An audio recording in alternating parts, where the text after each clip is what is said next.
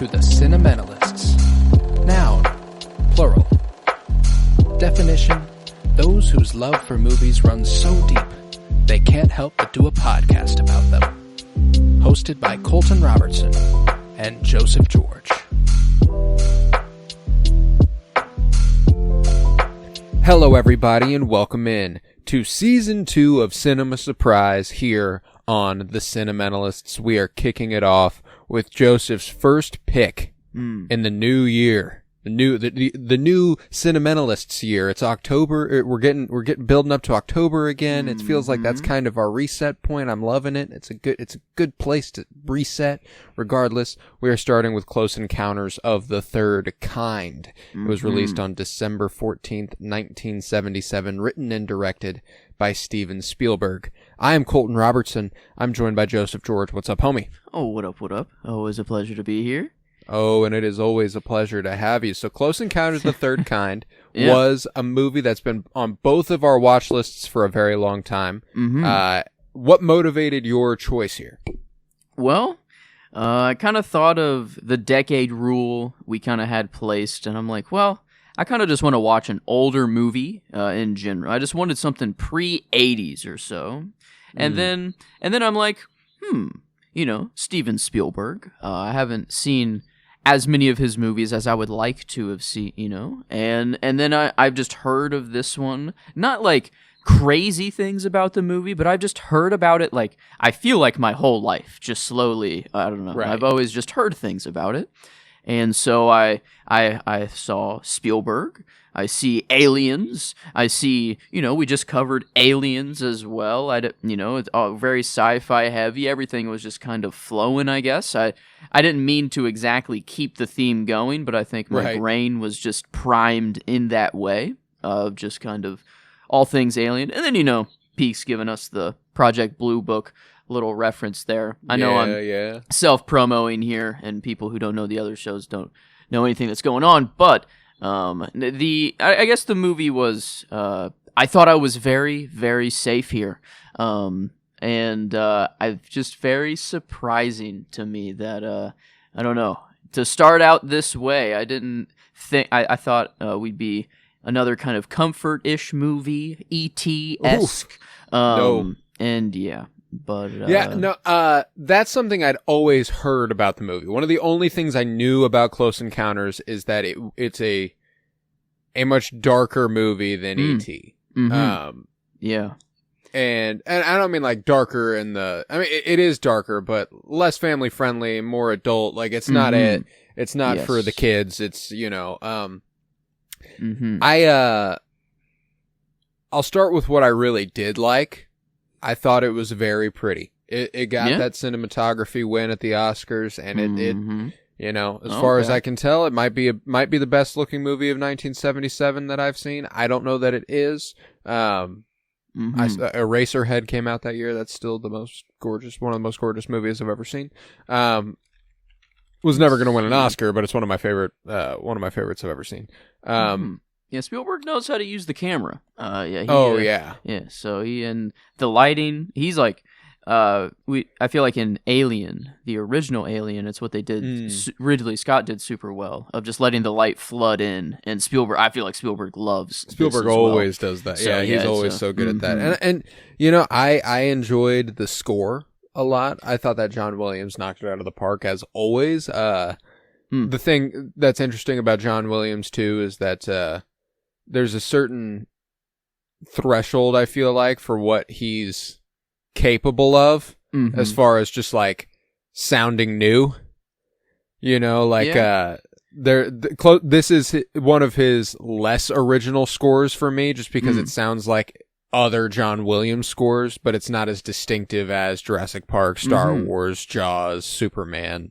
The Fabelmans, all sorts of stuff. And don't get me wrong, that's not me putting a ceiling on John Williams. No, he's incredible. But when you listen to John Williams music, you're listening to John Williams music. You know what I'm saying? Like that's a good thing too, most of the time. I'd say he's probably, to me, for sure to me right the now, GOAT. He's the GOAT. Yeah, I don't know if that's really even a debate in soundtrack kind of history, but yeah, I'd agree. I think now that I'm listening to it in the background, I have been for I guess 20 minutes of it so far, and during I'm liking it a whole lot more now outside of the movie, which is interesting. But I think every time the ships were on screen or something truly mysterious happened, I liked those noises. Yeah, like that was always good, I feel like, in the movie. But now I'm even liking just the kind of in between. So I think maybe it was kind of in movie that I really didn't get the full. I think there's a lot of stuff going on in the movie that's not hitting right, and the music is indicating that it's supposed to be, and there's kind of a dissonance, and it's a little bit of there's a little bit of a disconnect. Now, I think that technically this movie is really well done. I think that it's a very good looking movie. I think it's well edited. I think the VFX are really well done, and they've aged pretty good also. I think that, I said, the music is good. I think it's generally well performed. Richard Dreyfuss does a really great job. Terry Garr, who I love, rest in peace. She's incredible. What is she does a great job. Looked familiar. But After Hours would have been something we've covered that she was in. Okay. She was also in a couple episodes of Friends as Phoebe Buffay's birth mom. What's New Scooby-Doo in 2003? There you go. Aloha Scooby-Doo. she's a Scooby-Doo lover. I'm fucking Scooby-Doo. That's Batman Beyond as well. Mary McGinnis. I don't remember that. There we go. Mary character. McGinnis. But and the Return of the Joker. Would be related to Terry McGinnis in some capacity, who is Batman Beyond. Mary McGinnis. Mary. Sister? Do you have a sister? I don't know. Sister, mom, but okay, there we are. Terry Garr's been around. Love her. She passed last October. Very talented actress. I absolutely adore her work. She was working her filmography just goes vast. Holy vast crap! Yeah, she's been around the block, but So I love out of here. I love she got fucking packed the kids up and said they packed bye. the kids up and gone and no longer in the movie. The other actress, Melinda Dillon. I've grown up on Melinda Dillon because she's the mother in A Christmas Story. The woman who plays Jillian. Okay. I've literally seen her face every year for my entire life. Whoa. She was Miss Rogers in 1990s Captain America.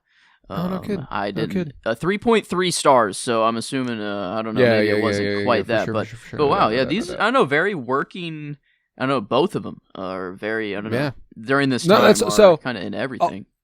All that to say that, again, technically, I think this movie is from the outset a well done movie, and that makes it all the more bizarre that I'm left feeling so dissatisfied. I did not like the movie. It didn't connect with me in any real capacity.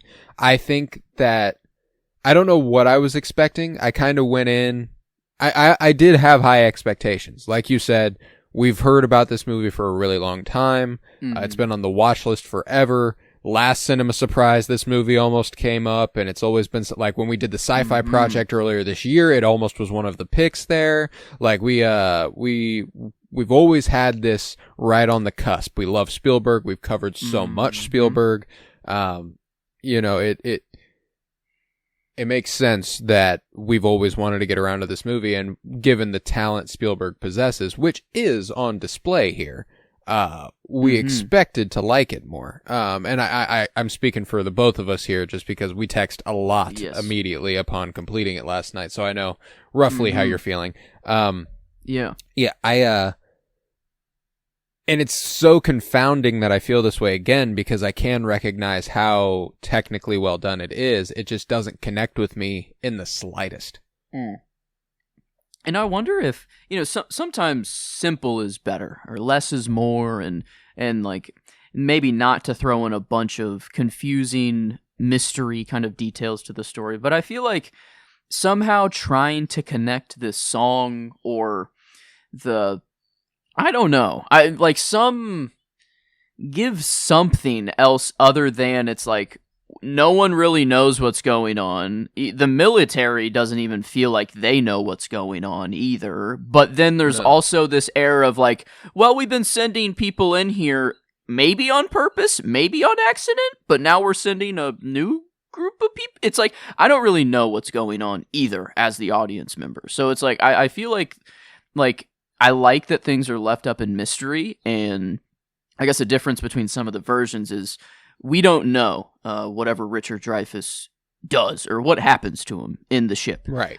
He goes on the ship and that's it. I like that mystery. Leaving that a mystery, full good. In the open-ended. You're going with them. I do think we talked last night. You said, I don't know that I'll ever watch this movie again, and I don't have the urge to watch this movie again. Mm-hmm. I do believe I could probably like it more a second time around.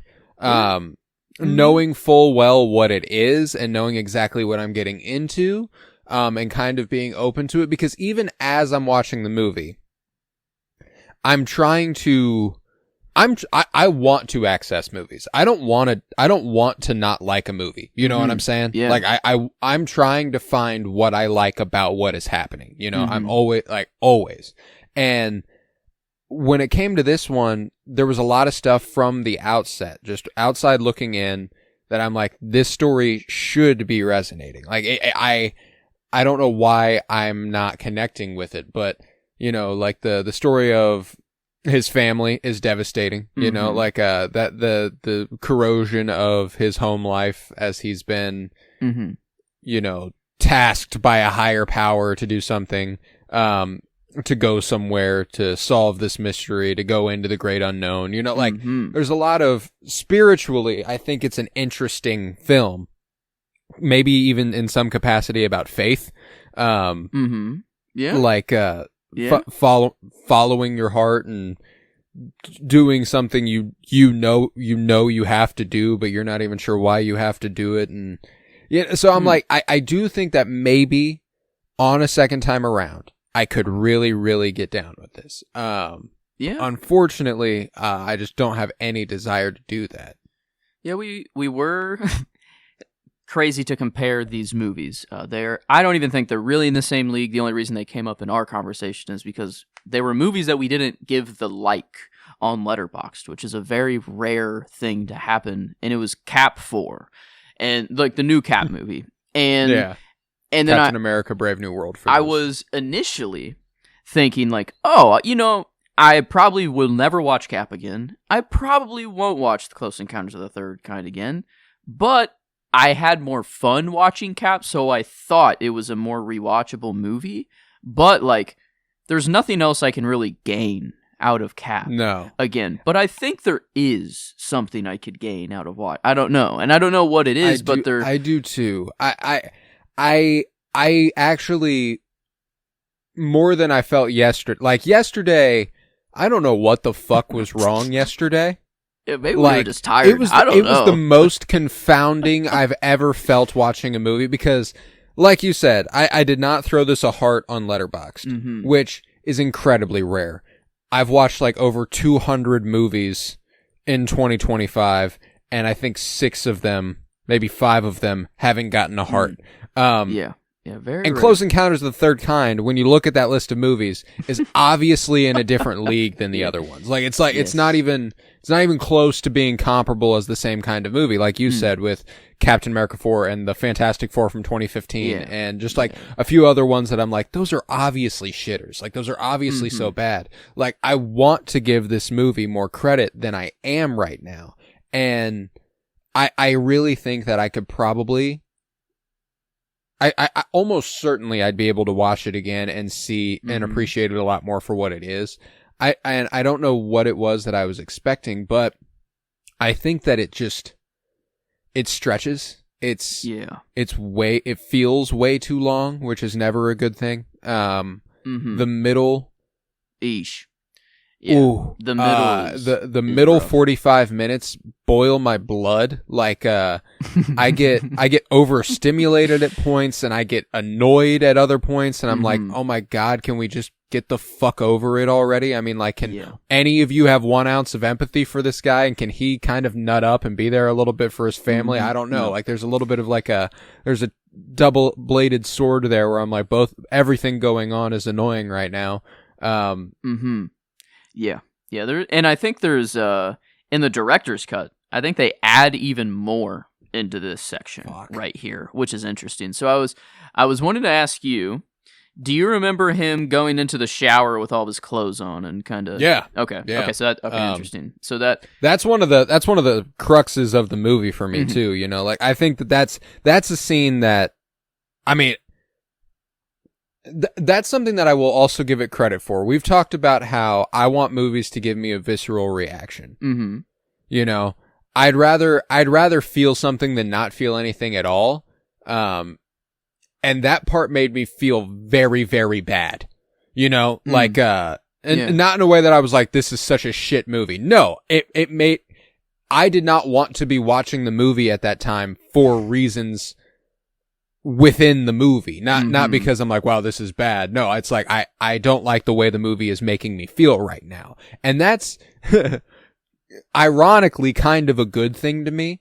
That's why I do think I could revisit it and appreciate it in a different way. I just wasn't in the right frame of mind for it, is where my money's at. Because, again, I love Spielberg, and Spielberg has done so much incredible work, and this is a well-done movie, which is, I know I've said it like 4 times in 16 minutes here. I'm so confused why it doesn't work for me.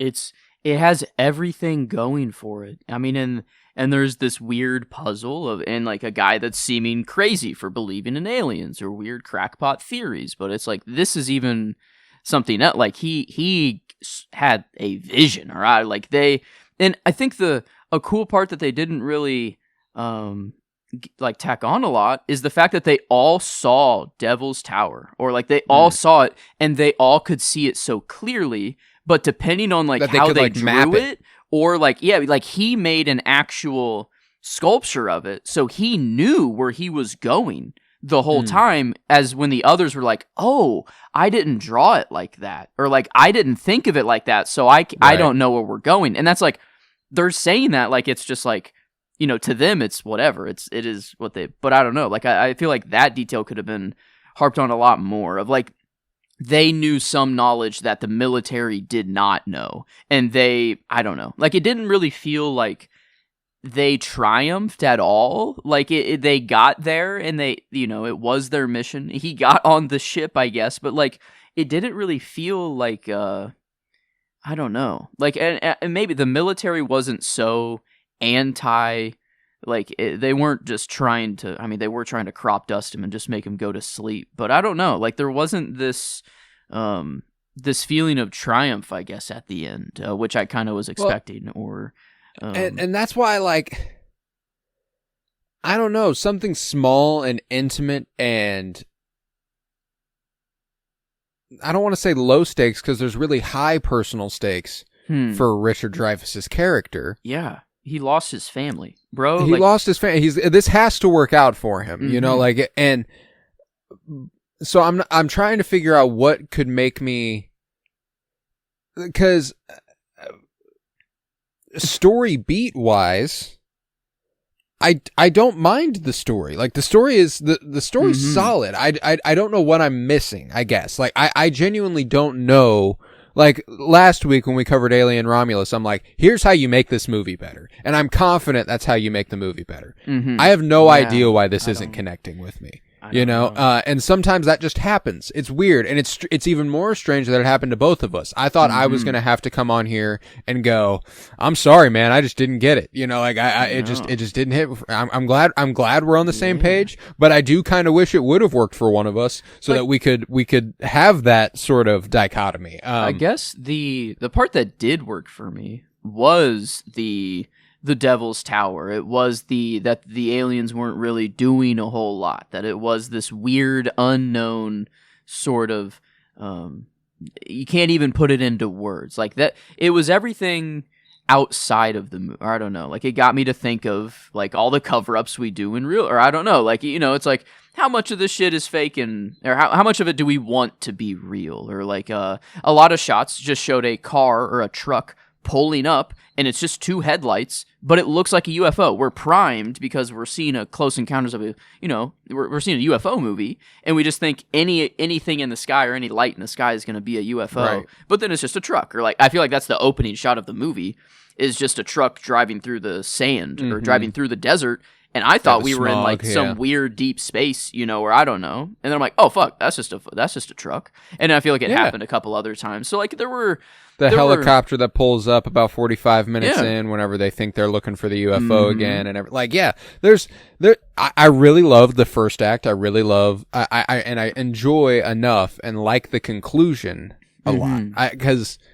Again, I think the ending is good, and I think the beginning is good. I think that the entire setup is really compelling, and I think that the payoff, at least for Richard Dreyfuss's character, is massive. Like that makes sense. That is, but there's a few things within that. I don't love that he kisses Jillian. Their romance is ridiculous to me.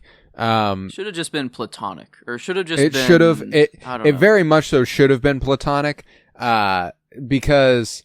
Him displaying any degree of romance with this other woman just kind of indicates that he just didn't fuck with his wife, which is and maybe play into that harder. Like maybe it's like his life wasn't going the way he wanted to. He was living a lie. He was actually supposed to be with this other woman and like this. I don't know, like maybe that's a cooler story. But even I don't know, like him just kind of just. It's not even like he abandoned his family. The family just abandoned each other. I don't know. It was just kind of like everybody went their separate ways, and like he emotionally abandoned his family before they literally did it, Now, I don't know how you incorporate them again. I don't know what has to happen. He obviously gets in a spaceship and flies away. And now, but. That just kind of being the end of that is bizarre to me. She just takes the kids to her sisters, and then we are done. That's it. Bye, family. Everything's over. Everything that and we don't enter this movie with such a sense of,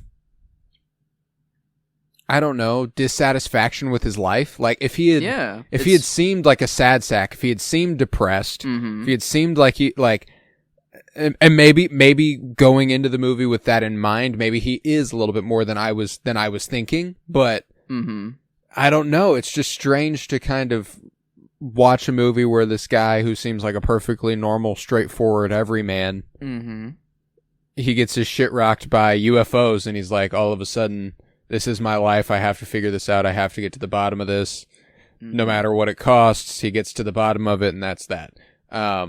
Which.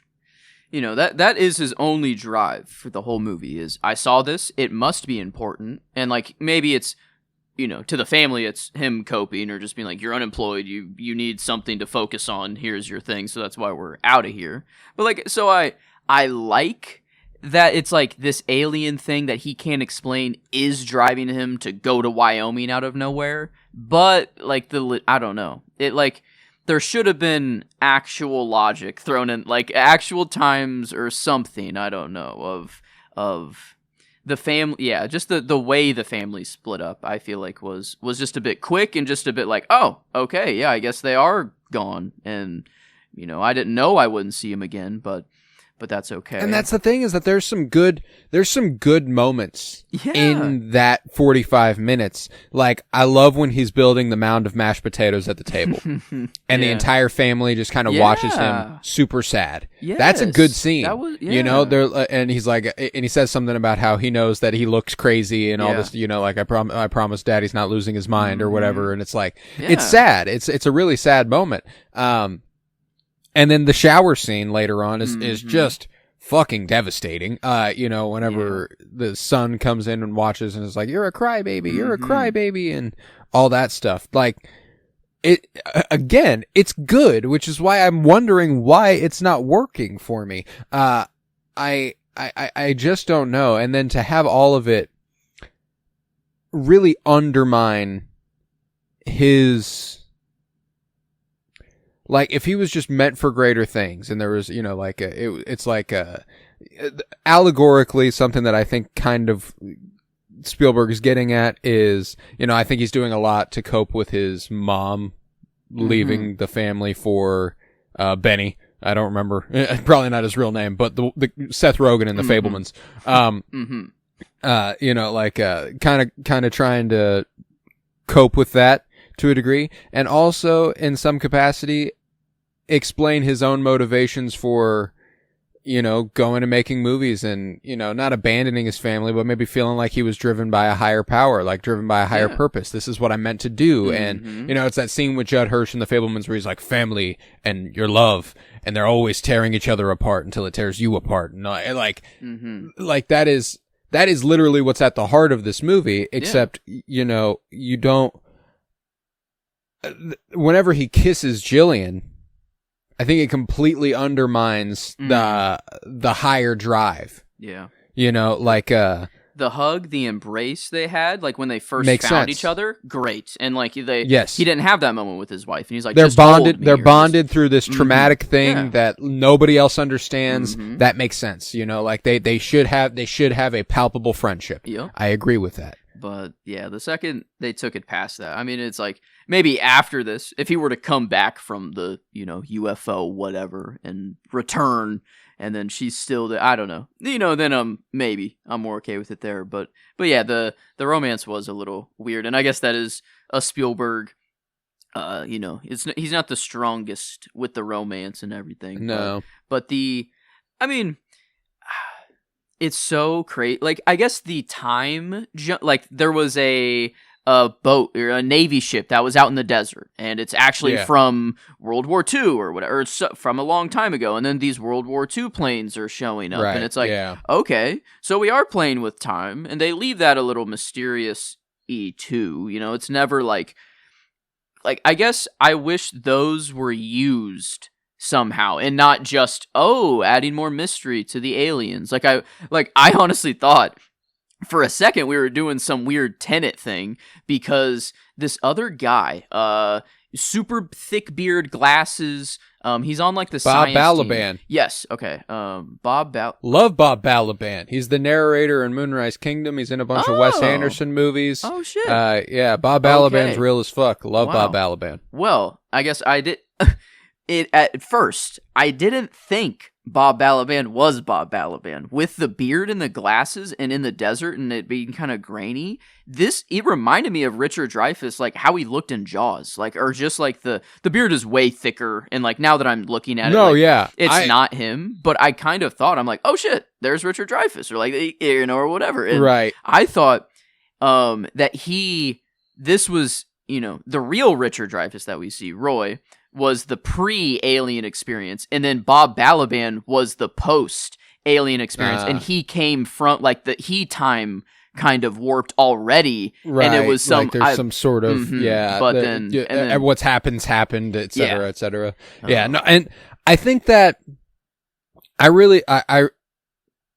there's obviously a good movie in here, and that's what's really confounding, specifically when it comes to, like, I don't want to get ahead of ourselves, but when it comes to rating this movie, it's going to be the rare one where I think that I'm actually going to go higher than just what I feel, because I'm like, I want to believe in it. I want to believe in it. I want to, and I think that there's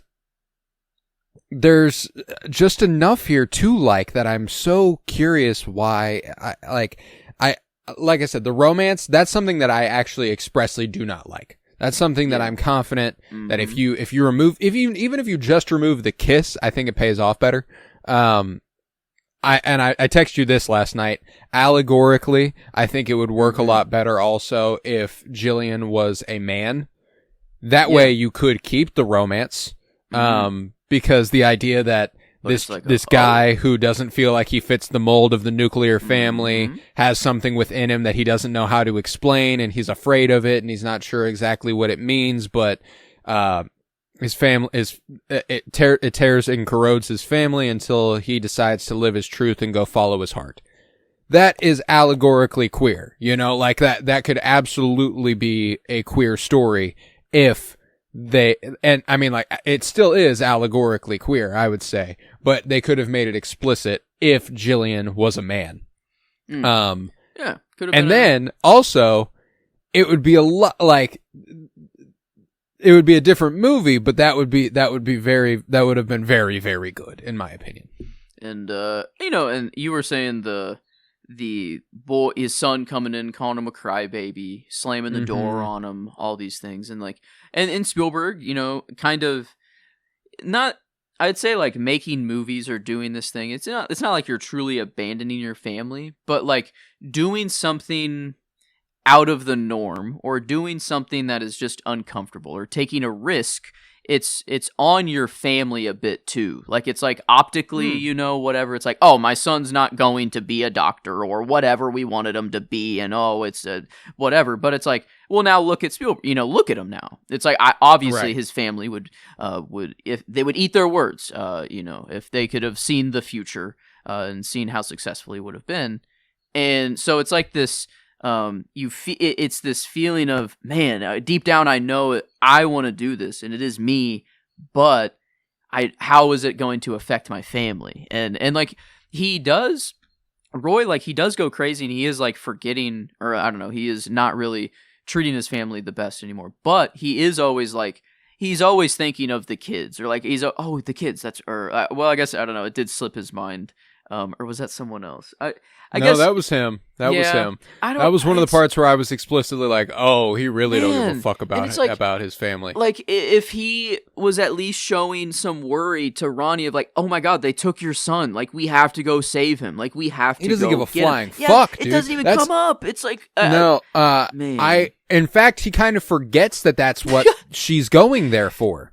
Yeah, it's just and that other random dude that just joined and then got fucking crop dusted. I mean, maybe that was just so they could crop dust one person and, have someone fall. But like, I wish, I don't know, like, it was, I wish they played with that multiple people saw this, and I don't know, like, it felt like there should have been a little more of a found family rather than this found romance, which just doesn't work.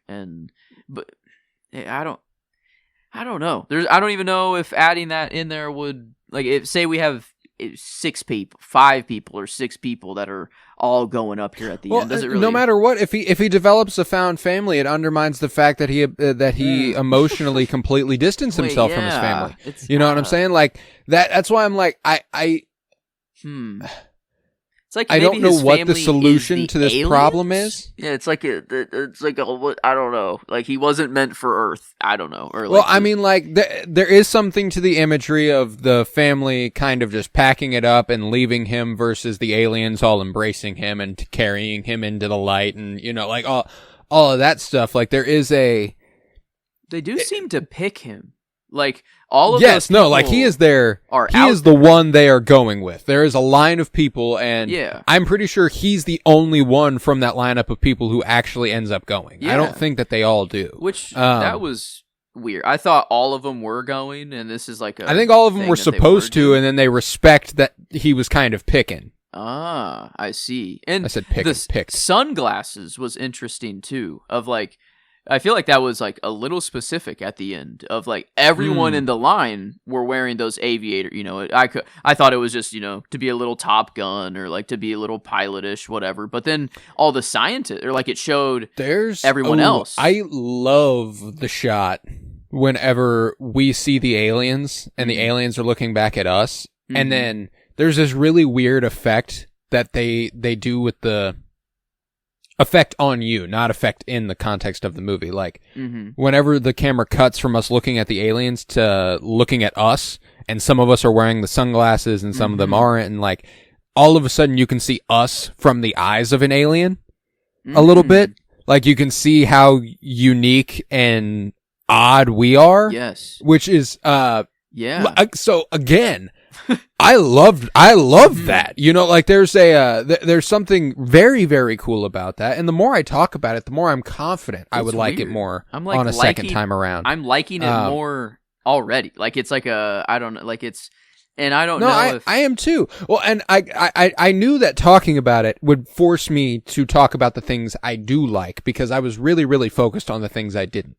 And what sucks is that I don't know what precisely I didn't like. You know what I'm saying? So it's more just the fact that I didn't, there are a lot of stuff in this movie that normally would resonate with me on an emotional level. And it simply didn't. Yeah. I didn't well up. I didn't cry. I teared up at one point in the movie, and it was sheerly because of just sort of outside looking in. It was a beautiful shot. It was a beautiful moment. And it was the dinner table scene whenever he's building the mound of mashed potatoes, and he is taking up the right side of the screen, and on the left side of the screen is his son looking at him crying. And thinking about Spielberg's relationship with his family, and looking back on the Fabelmans, and kind of like all the math there was adding up for me. I was like, that's very, very poignant. It's a very poignant moment, very poignant image. And I think that there's a lot, like he said in his Golden Globes acceptance speech for Best Director for the Fabelmans, he talked about how there's a lot of that story in E.T. There's a lot of that story in Close Encounters, and it's very obvious that that's the case. One of the things that I do think is interesting is that in both movies, E.T. and Close Encounters, he frames the person who is leaving the family as the dad. Yeah. Which is very interesting, because that's markedly not what happened in the Fabelmans. And I wonder if that's because he's trying to hide it a little bit more, you know, like like he says in that acceptance speech also, like I've been hiding from this story. Yeah, and still, I don't know. There's like this weird air to it where it feels like it's not just his family's story. Like I feel like he is seconds away from being like, I had an experience like this as a kid. Right. And I would sound insane if I came out and said it. But like, I'm trying to make all these movies and make it seem normal. So it's like, I on one, you know, he's made, I don't know. I think that's why I have such weird feelings about the movie, is I'm comparing it to every other Spielberg movie that there is. And those are just, I mean, top of the line classic movies, or like some of my, like E.T. and the Fabelmans, and even like Ready Player One. Like, I mean, even like Ready Player One, I feel like is one of Spielberg's kind of lesser movies, and it's crazy to call that a lesser movie. Like, I love the shit out of that Right, movie. no, it's super fun. So it's like, I was immediately coming in thinking, all right, I'm going to get a new movie joining this rank of, you know, this tier of movies and everything.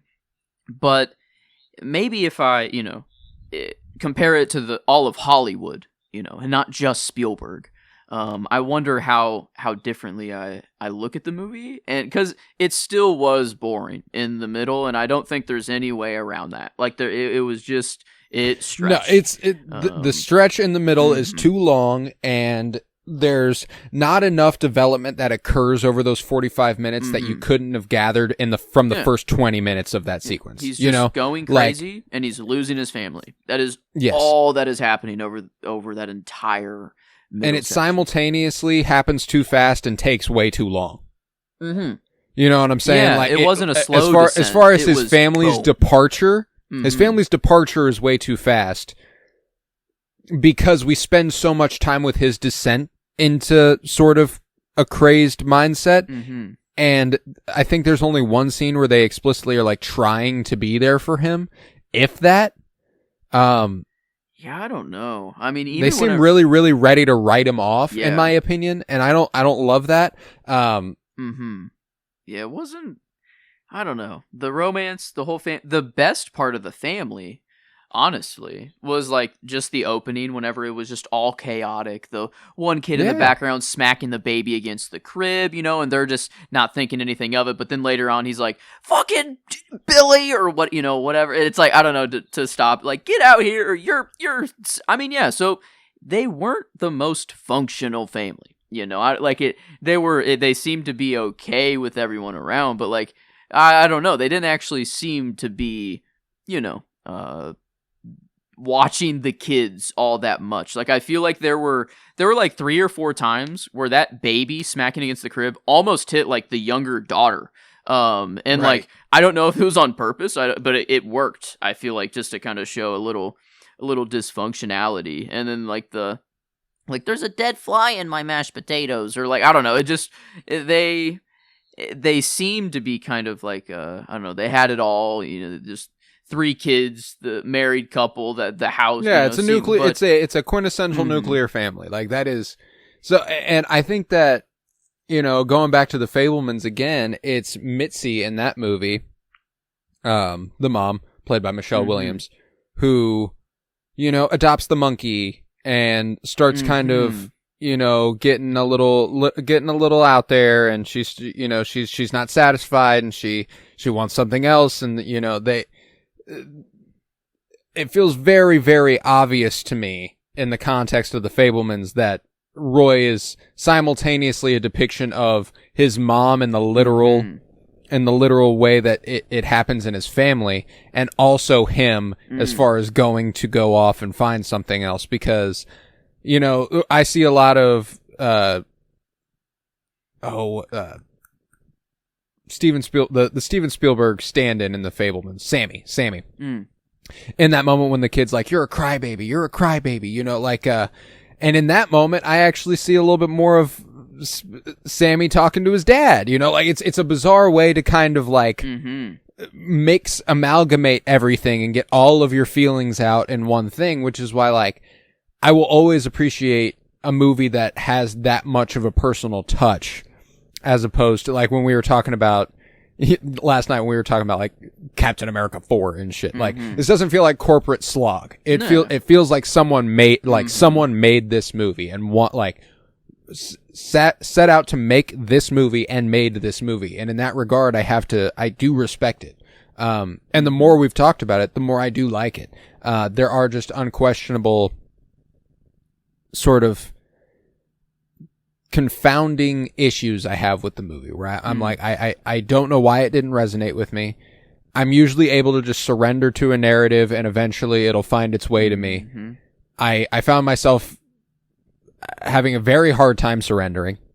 Like there came a point where I was almost resenting the choices the movie was making. Or I was like, Jesus, like we're still doing this. I don't know. And man, maybe it's not the way I like to watch a movie. Maybe we are Roy. We only want the end. We only want Devil's Tower. That's all we care about. At this point, who the fuck cares about? We don't even care about their family. Well, I think we wish we did. Actually, I think I do. I do wish I did. So it's they should have been a bigger part of the movie, but yeah, just something a little more like. I wish they would have done a little more to reach out to him, and he did a little bit more to keep them at arm's length. Yeah. Besides just being like, I get that he's locked in. Yeah. I get that he's focused. And there's nothing else that can get in his way. He is locked. I wish they would have tried to get in his way a little bit more. Yeah. He keeps doing a bunch of stuff, and they keep being like, Roy, what are you doing? What are you doing? Yeah. What are you doing? And it's like, he's doing the fucking thing, he's doing the thing he's been doing the whole goddamn time. Yeah. There's never once know. A kid that's like, Dad, but now we're not going to be able to play catch, or Dad, please come play with me. It's the kid that was watching cartoons and it was like, are you going to yell at me now? It's like only bad things were coming from the kids. Like there was never, right. I don't know. So it's just maybe that's, well, and there's a lot of I appreciate the looks of confusion on the younger kids. The younger kids don't really understand what's happening, and the oldest sibling resents his father. The middle sibling is just kind of like, I don't know how I'm supposed to feel about this, and the youngest one has no fucking clue. Like I don't know what I expect. But it's something a little bit more intimate than what this movie is willing to give us. It feels a little half-assed to me. It just kind of feels like, yep, and the family fell apart. And yep, he goes to Devil's Tower, and yeah, why wouldn't he kiss her? Yeah. And I mean, the setup was actually kind of there. I thought at the beginning I thought I was kind of getting into this movie, right? And it felt at least like a twist was coming. Like it maybe that's why. Is that like I'm feeling like there's kind of a twist coming, and then it's really just, well, no, they just got there and the aliens did their thing and he's gone, and that's it. But like every movie doesn't need a twist. I'm trying to think of an Arrival, as far as aliens coming to Earth and having first contact, whatever, like Arrival, a new age movie. I mean, kind of difficult to compare, but I don't know. Like there is so much more going on there. It's a lot more scientific, I guess, or like actual twist focused. But I really do not mind that the aliens are just good. You know, like I think that's I think that's a twist in and of itself for me. Is that the aliens don't mean any harm. There is no conflict at hand. They're just like, here's your people back, and, you know, it's good to see you guys. Bye. Yeah, and that's like, it's just never gone into deeper detail than that. It's like people disappear and reappear again, and yeah, and I suppose that if they had emphasized that in their studies of it, you know, like, wow, this ship is here. How's this ship here? They never once during all of that, when they find all that stuff where they like, and this crew went missing in 1945, you know, like they never actually, they don't emphasize that until they're piling off of the ship. And you're like, oh, this person's back. This person's back. I guess I hadn't thought of that. But like, so I agree that could have been a little bit bigger of an emphasis on as far as the investigation side of it. But I really like the mystery of the aliens and kind of leaving it. I like leaving that vague. I think that keeping it to this sort of just they're a peaceable faction of a species that just kind of vibes out, listens to music, plays music. This is just kind of what they do. I appreciate that there's no conflict with the aliens because all the conflict is interpersonal. And I wish that that conflict had been better. Yeah. I guess they did yoink the little boy. Like, they did just take him from his house. He did want to go, you know? I guess he did. But they did very specifically want him. That's true. Also, and they came into his house. They ate food. They ate his food first. And, like, I always love the thought of, like, if aliens were to come down, this is the first human they saw was this little kid. And it's like, do they think every other human is that small as well? Right. You know, at that point, you know, maybe if they can travel here, they probably know what we all look like, or they can probably, I don't know. But who knows? Maybe they truly don't know until they get down there. So it was kind of funny that they just eat all the food and the kid's just kind of smiling at him, you know? And that was I like that shot of not showing the alien at all, just keeping fully on the kid and just him like being a little bit weirded out at first, but then just smiling. I believe we are discussing one of the differences between the theatrical cut and the director's cut, because I have no idea what the fuck you are talking about. Really? For real? Whenever he gets abducted?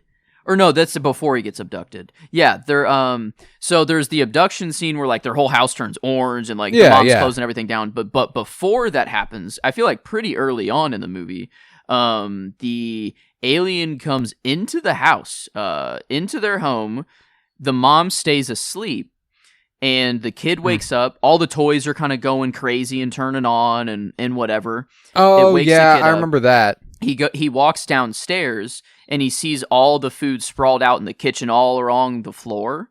And the fridge is open, but it never shows the alien. It just shows him smiling. The way you were talking about it, I thought that they'd shown the alien. My bad. Okay. No. Okay. Yeah, we did see the same thing there. Yeah.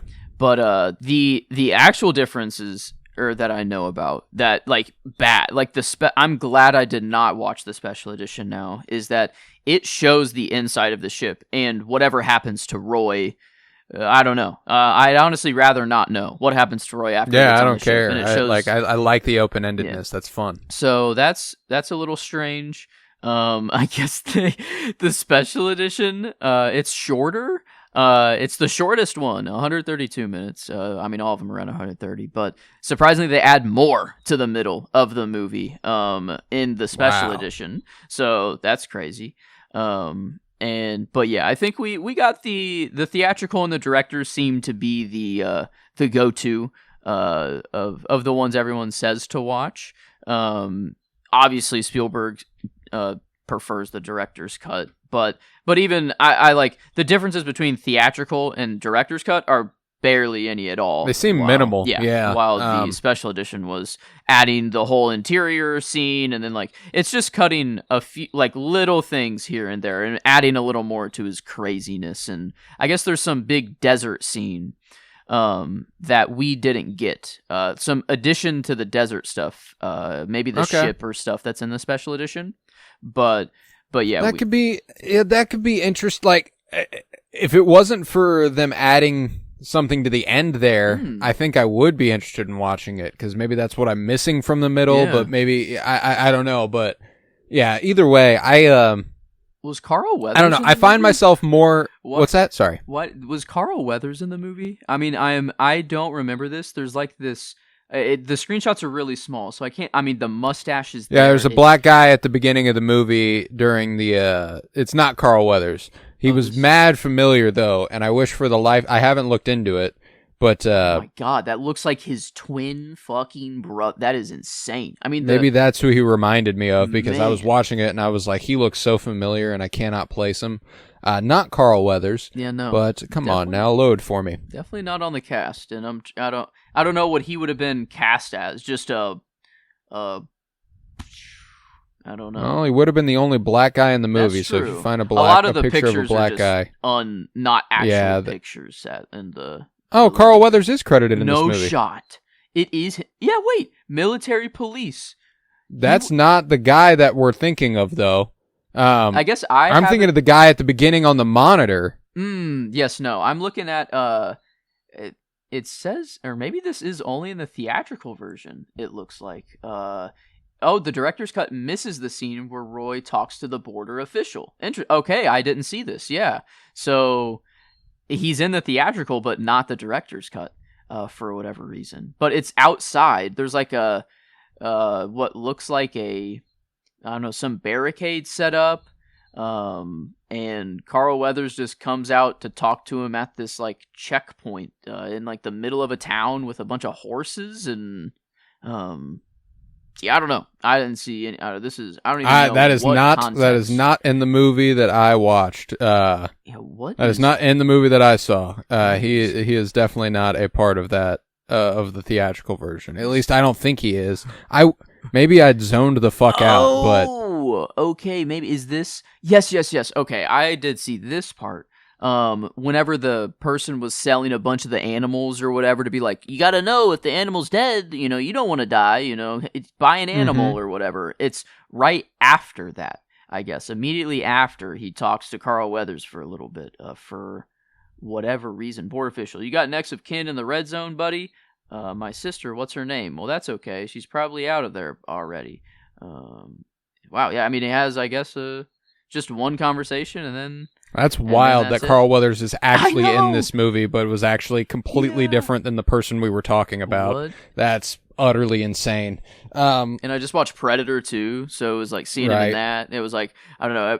There's a lot of weird things all going on. A lot of weird connections. Peacemaker. A lot of weird connections. With the Close Encounters. Are they just going to play a weird song and then leave? And I'm like, is that really what the movie can be boiled down to? But like, actually. Kind of can. Actually, yeah. And they, I mean, the regular song that was played, and the hand motions, the short kind of whatever. The 5 notes. But then they just went ham, and then... but then they were like, oh, we're taking over the conversation. And then the piano plays by itself. And then it's like, so are they communicating? Do they know what is being said there? Or is it just like, oh, show me what you got a little, it felt like the Rick and Morty fucking, I don't know. I would be 100% willing to bet that is this is the basis for the show me what you got in Rick and Morty. But, this song sucked. We do so much better than this, like this was so, I don't know. It was,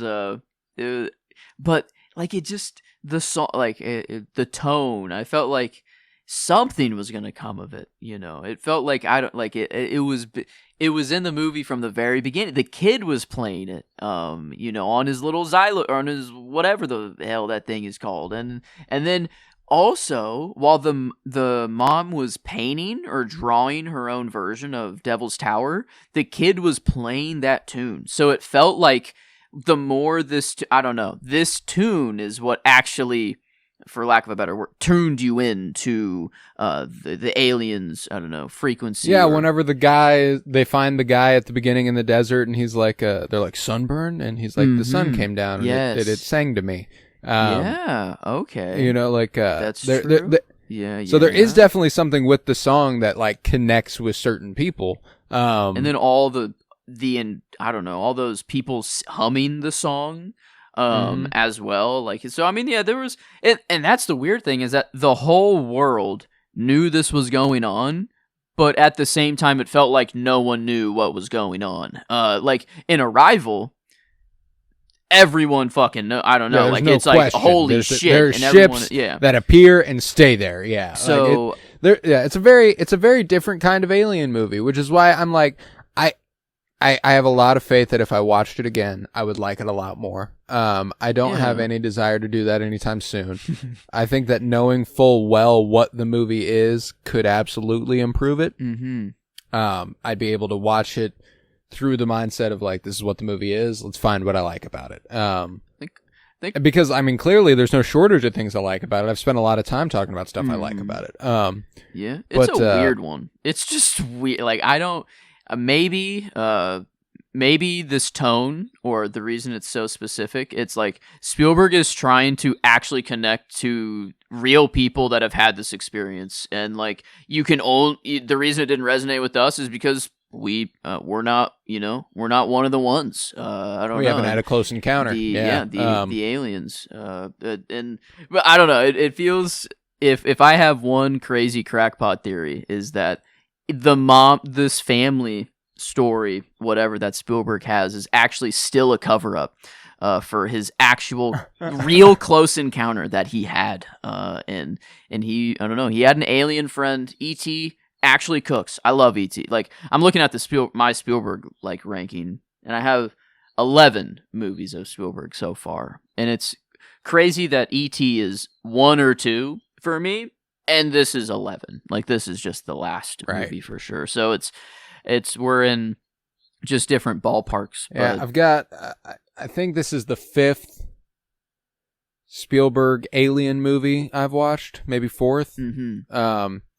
Because he did E.T., War of the Worlds. He did, I mean, depending on how you count, Kingdom of the Crystal Skull. Oh, that's true. I guess I have that on mine, but is that actually him, or was that a... Kingdom of the Crystal Skull is Spielberg, yeah. Yeah, I guess I have that as... That's the one that's right above Close Encounters of the Third Kind. So... Oh, what's the other one? Let me see. Sorry. I feel like there's one more. AI, of course. Yes. Mm-hmm. Have that? Yeah, that's the other one. And like, it's like E.T., those 3 movies are in the middle of my ranking, and then Close Encounters is one of the bottom few. You know, Jaws, he got in a little Jaws reference there at the end. Yeah, we got a little... You know, so... And Richard Dreyfuss, you know, he's up in here as well. And like, I thought also... another Richard Dreyfuss that actually was just Bob Balaban. So I don't. There's it would have been. Yeah, it always blows my mind remembering that Richard Dreyfuss was in American Graffiti like a couple years earlier. My God. And like as a teenager, like he's one of the kids coming of age, and How that movie's like, that make any sense at all? Dude, blows my mind. Blows my mind that he was like, and he's so convincingly that young in American Graffiti. And that movie, I believe, was 1973. 72? I'm trying. 73. Man, it would have been 73. 73. Holy crap. 4 years? It would have been 4 years. 4 years earlier. That's insane. That is... Jaws was only 2 years after that. And he looks like... What is this dude? Maybe he is an alien. I don't know, bro. Dude, I have no idea. I have no idea. It always blows... Like, the American Graffiti to Jaws jump blows my fucking mind as far as the way Richard Dreyfuss looks. Maybe just hit puberty. I don't... Or, like, yeah. That is crazy. Yeah. That is... As a 30-something year... Yeah. What 30-something-year-old man. Double puberty. He hit it double twice. Pubered up. No, but... I have conflicting feelings about the movie. I'm excited to rate it. but I think I've said all I need to say about it. I've talked myself up. I've talked myself out of a hole, which I really, really appreciate. I do appreciate that. But and I'm thinking I'll go to the special edition actually next. I just want to. I think I might gotta too. see. I think I might too. Know? I at least got to see what he was thinking of doing, and then he was obviously like, "Oh shit, no, take that shit out." In the director version, but yeah, it's for Spielberg, I guess quite a disappointment, a little bit, which is crazy to say, but I do think there is a world, I don't know, where it can only get better from here, I feel. I agree. I don't think I'll rewatch and go, wow, that was worse than I thought. No, I think that this is one of the ones that will absolutely get better when I revisit it. And now that we've talked about it, I certainly will revisit it at some point. But yeah. Regardless, I'm going to do the plugs, then we're going to rate this movie, and then after we rate it, I'm going to announce next week's cinema surprise. So I'm very, very excited. If you would, leave a 5-star rate and review and download wherever you might be listening. That would be a huge help for me. I would love it. I would really appreciate it if you rated this show 5 stars. Helps us a lot in our SEO. People looking up podcasts anywhere, the ones with the most ratings pop up at the top. So the more you rate it, the more it helps us. Let's see. You can follow any of our other shows. Joe alluded to Fire Pod with me at the top of the show, our Twin Peaks podcast. It's friendly to the first-time viewer and the rewatcher alike. I'm the rewatcher. Joe's the first-time viewer.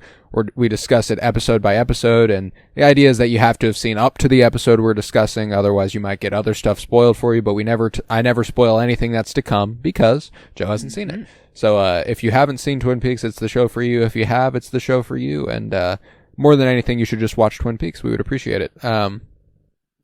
Let's see. We've also got Geek With Me going on. Geek With Me, and we are in the midst of Alien Earth, and Peacemaker Season 2 just started earlier this week. So we'll be discussing Alien Earth and Peacemaker Season 2 in alternating capacity. We're doing 2 episodes per week. So Alien Earth episodes 1 and 2.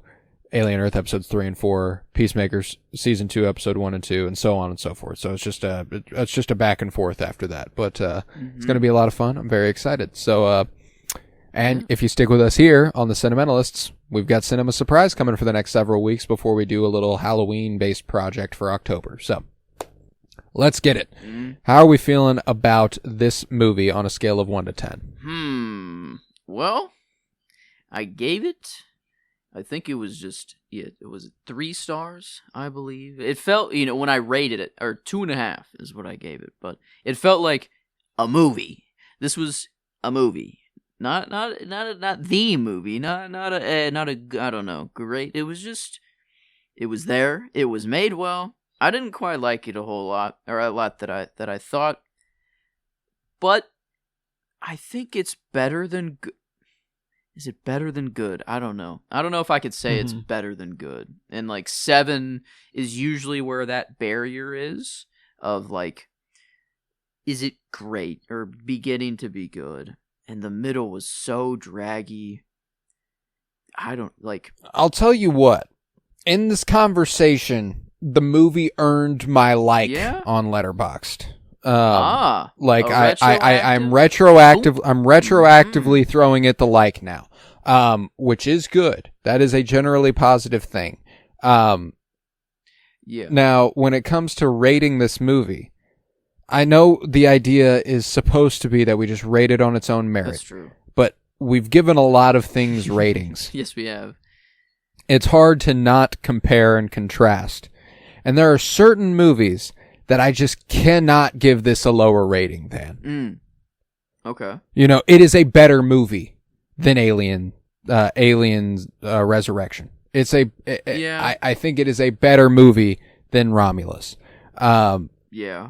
Now, nowhere near as entertaining as Romulus, granted. That's not even close. But I genuinely do find it to be a better made film. And so when it comes to that, that's where doing these ratings gets difficult, is that, do I feel like this movie is straight up a 7.5 out of 10? Do I think that might be a little nice compared to what I said about the movie, yes. Given the ratings we've given in the past, I think that has to be my rating, though. I think I do have to give it a 7.5 out of 10. Okay. And I think this is where, if we not like a large difference here, but I don't need a movie can be absolutely filmed on an iPhone, and I feel like if the story is good enough, that's all I need, and like I don't need the cinematics and everything. It's just if I can get that, it elevates a movie to a whole different level. So it's like this, the filmmaking and stuff, because the story suffers, it like, I feel like a story is what is like 80% of a movie for me, or like very, very large, and then the cinematics would be like 20% or around there. So I think you're right. I can't say that Aliens Resurrection, is bad. There's no way. Romulus, though, I would say I would prefer Romulus over this, actually. So that I gave Romulus a 7.5, it's either a 7.5 or 7.25. It's Romulus is more entertaining, but I do recognize Close Encounters is filmed better, and I would prefer the shots and the cinematic look of Close Encounters. So yeah, and like I said, Romulus is undoubtedly more entertaining. There is no doubt about that. I think, because if I give it a 7.25, like here, it ties it with Romulus, which is like kind of crazy to think that a Spielberg alien movie would have been. Hey, it happens though, man. That's why, that's the fun of the breadth of coverage we get here, Another interesting thing would be where that would place it with season 1 of Cinema Surprise. Wow. I'm very curious. Yeah, let's see. That's it would be. Let's see. It would be closer to the bottom of the list than the top. I'll tell you that much. It's a 7.4. Only one I'm confident. And yeah, Book of Eli definitely below. I know that. Mm-hmm. Yeah, that got 6 something if I remember correctly. Okay, Legacy. Wow, okay, that's 83. Actually. Legacy went up because you gave that 10s. 84. Wait, do I only have these 4 on here? I only have up until Love Lies Bleeding. Oh, why is that the thing? Actor Spotlight. Is there any chance that the rest of it is on the new sheet? Is it? Oh, Cinema Surprise, Philadelphia Store ET. No. Those are the lost episodes. Cinementalists? Yeah, what the F? Where are all the others? That's weird. This old sheet. I guess the old sheet, it takes so long for it to load. It's crazy how maybe it's just super bugged out. But yeah, I can't. That kind of blows. But I wouldn't say. Trying to think of all the rest of the movies we covered. I don't think there's any way. No, I think this would be the second lowest behind the Book of Eli, or above the Book of Eli, I should say. Because what month? Okay, yeah. Fablemans, no shot. Banshees, no shot. Singing in the Rain, Passion of Joan of no Arc, shot. La Chimera, No. Arrival, No. Cure, No. Babylon, Love Lies Bleeding. Yeah, Book of Eli is the only one. This would be second. I think, this would be second lowest, which is kind of wild. I wouldn't have anticipated that. There we go. Hey, I gotta keep it real out here. I gotta, can't get all the 10 movies. We gotta see some. We gotta take some risks. Mm-hmm. We gotta take some big swings. Yep. I like it. And that's, I don't regret having watched it. I've talked myself into a much more positive spot, and I think that it could only go up from here for me. So I think that brings it to a 74% on the old Cinementalometer. The Cinementalometer. God, the Cinementalometer. We love those. But next week on Cinema Surprise. Yes. I've got my first pick, and I also wanted to go older. Okay. However, there's a pretty new movie that I know you haven't watched that I know you'll like. Okay. By a director who we've covered every other movie for. So it feels like an obvious lob for me to go ahead and pick the Phoenician Scheme. Thank you. Next week for Cinema Surprise. Thank you. Oh my God. Yes. We've covered all of Wes Anderson's movies. I would feel remiss for this to not get that same treatment.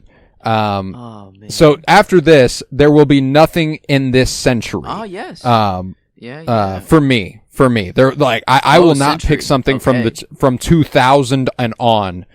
At least I don't plan on it. I plan on going old with my next two picks, especially since I went with a 2020s. Yes. To start. So brand spanking new. But yeah, it's pained me that I have not. I know it has, and like I said, it's pained me that we haven't covered it. That's my we've covered every Wes Anderson movie. We did it in anticipation of Asteroid City. That's over on Geek With Me, actually, funny enough, before it was Geek With Me. So if you want to check out all of our Wes Anderson coverage, it's over there. But we've covered all of his films. I would feel remiss if we didn't get around to the Phoenician Scheme. So that is going to be my first pick for for Cinema Surprise Season 2. Next week, come on back for the Phoenician Scheme, available now on Peacock if you want to stream it for free. It's also gotten a physical release now, and it's available on VOD and everything. So it is accessible. It's out there. You just got to find it. So yeah, the Phoenician Scheme, baby. That is what we'll be covering next week here on Cinema Surprise by the Cinementalists. And with that, we can conclude this episode. I was Colton Robertson. I was joined by Joseph George. Thank you very much, homie. Oh, thank you for having me. It's always a pleasure to be here, homie. Oh, and it is always a pleasure to have you. And remember, if everything's ready here on the dark side of the moon, play the 5 tones.